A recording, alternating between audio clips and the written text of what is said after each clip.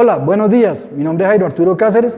Soy especialista en aplicaciones. Soy tecnólogo en imágenes diagnósticas de la Fundación FABA UDES. Tengo una experiencia de alrededor de 20 años y llevo 13 años como especialista en aplicaciones para ACFA. En este curso vamos a ver los cuidados del detector, las precauciones que debemos tener y algunas recomendaciones al respecto.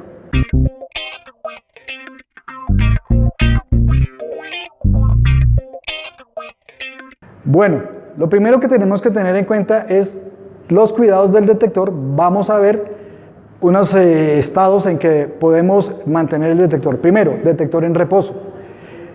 Si el detector va a permanecer más de un par de horas sin usarse, lo recomendable es que retiremos la batería para evitar que la batería se agote estando puesta en el detector entre en hibernación y nos dé un poco de problemas para reconectarse nuevamente cuando tengamos que utilizarlo. La segunda es cuando vayamos a quitar las baterías, ¿qué cuidado debemos tener al retirar la batería, el banco de baterías? O cuando vayamos a encender el detector, ¿qué cuidados debemos tener al colocar el banco de baterías en el detector?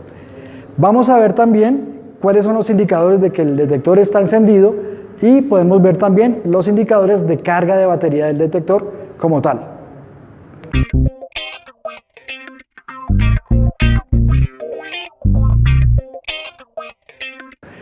Muy bien, cuando dejamos el detector en reposo, lo mejor es dejarlo en una superficie sólida, segura, aislado de cualquier tipo de tránsito.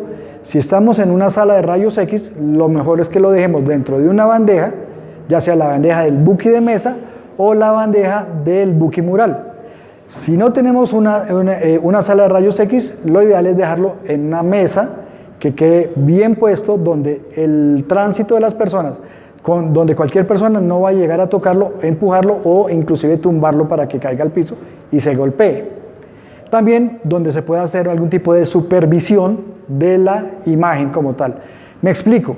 Si el detector lo voy a tener al lado donde yo estoy sentado, lo ideal es que siempre esté a mi vista para que pueda controlar cómo está siendo tratado el detector, evitar que se caiga o inclusive se pueda perder, porque hay algunos detectores que son tan pequeños que pueden ir escondidos dentro de un bolso.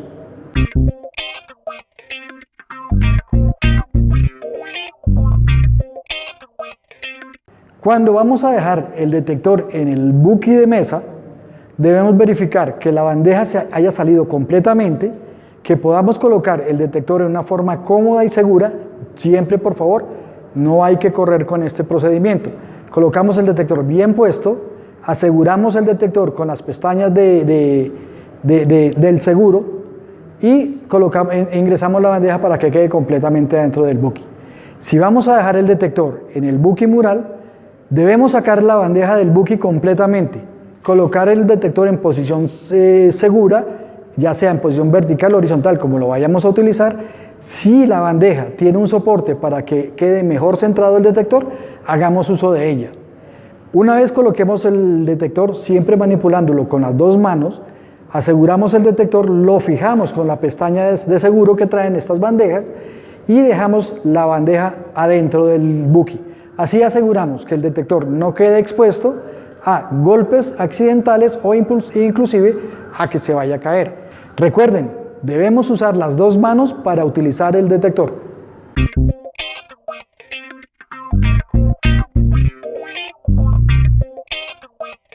Si debemos desplazar el detector del Buki mural a la mesa, lo ideal es que cojamos el detector con las dos manos. Recomendación: llevar el detector pegado al cuerpo para que podamos controlar cualquier golpe que pueda recibir el detector o evitar que se nos caiga, siempre utilizando las dos manos para evitar esa caída. Si yo debo desplazar ese detector más distancia de 2 a 3 metros, lo recomendado es que utilicemos algún tipo de soporte adicional. Me explico, puede ser una maletica diseñada para que lleve el detector, o si es en un equipo móvil, en la bandeja adecuada dentro del equipo para que se transporte este detector. Si vamos a utilizar el detector para hacer exámenes libres, recuerden, por favor, dejar el detector bien ubicado sobre la mesa, bien orientado, de tal forma que el posicionamiento del paciente y el centrado de las de radiación sea lo más cómodo para el operador y también confortable para el paciente. Evitamos que haya necesidad de repetir la imagen, que haya incomodidad para el paciente en la posición.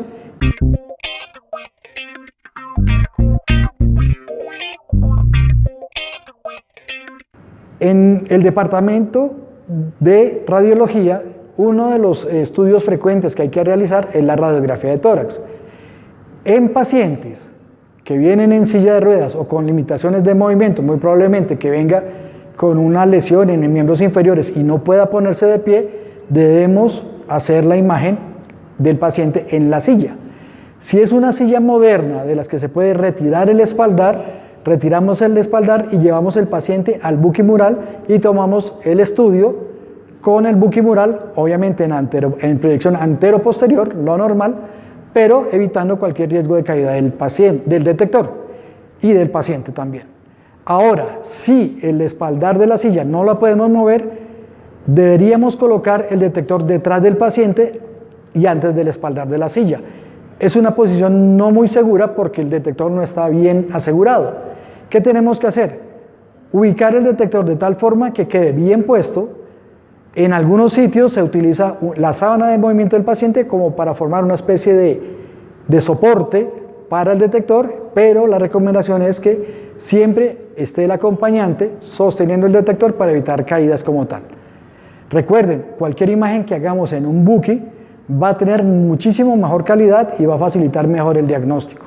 Para hacer imágenes translaterales, lo ideal sería poderlo hacer en el buquimural.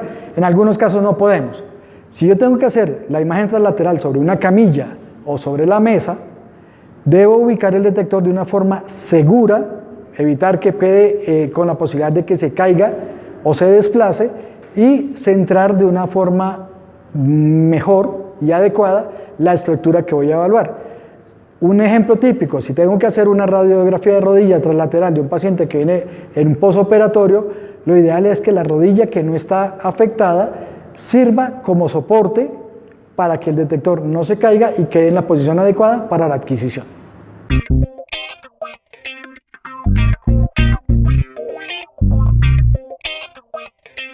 En muchas oportunidades debemos dejar que el detector entre en contacto con el paciente.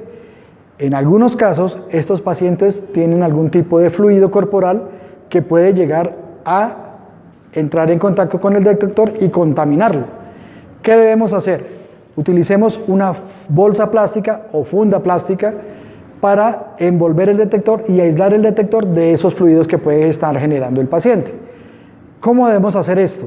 Si es en una camilla, primero debemos ubicar el detector y la bolsa en una superficie sólida, rígida. Colocamos la bolsa, deslizamos el detector dentro de la bolsa con mucho cuidado. Hacemos un doblez de la bolsa para que quede completamente aislado el detector y ahí se lo llevamos al paciente. ¿Por qué debemos hacer esto? Porque es mucho más fácil descartar la bolsa plástica que someter el detector a un proceso de desinfección como tal. Aparte de que toma mucho más tiempo, existe el riesgo de que nosotros mismos le agreguemos líquidos al detector. Si un líquido entra en el detector, puede causar un mal funcionamiento o inclusive el daño del mismo. Eso es lo que queremos evitar.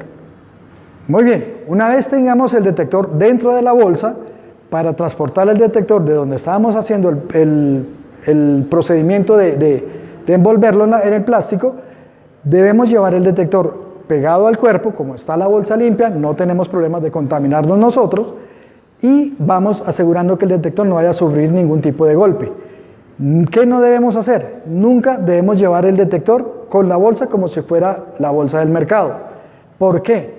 El detector puede caerse. Si la bolsa, el sello de la bolsa no está completo, puede abrirse y hacer que el detector caiga en el piso y lo golpeemos.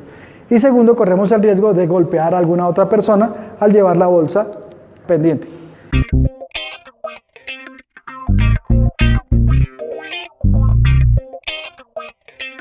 Muy bien, ahora, si tenemos que hacer un proceso de limpieza del detector, recuerden, debemos apagar el detector y retirar la batería. Nunca debemos hacer un proceso de limpieza con equipos eléctricos o electrónicos encendidos y o conectados a la fuente de poder.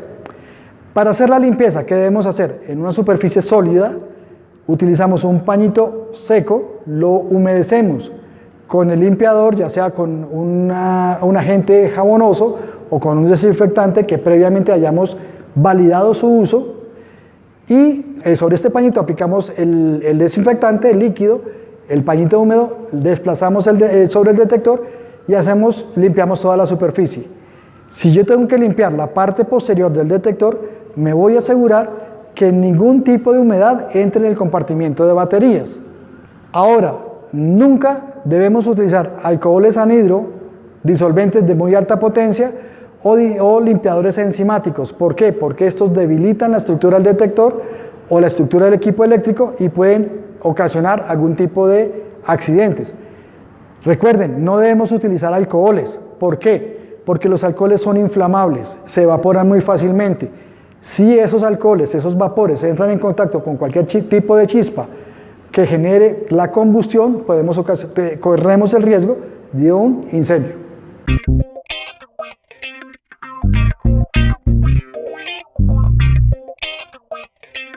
Ahora voy a comentarles qué pasa cuando el detector se golpea.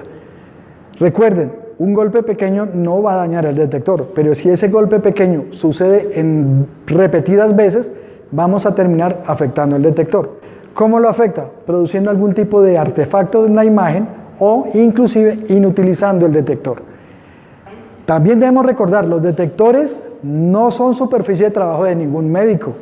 Si tiene el médico que hacer algún procedimiento típico, tiene que colocar un yeso, yo debo retirar mi detector para que el médico trabaje con toda la libertad y evito riesgos de accidentes con el detector. Muy bien, muchas gracias por asistir a este curso. Nos vemos en una próxima oportunidad. Feliz día.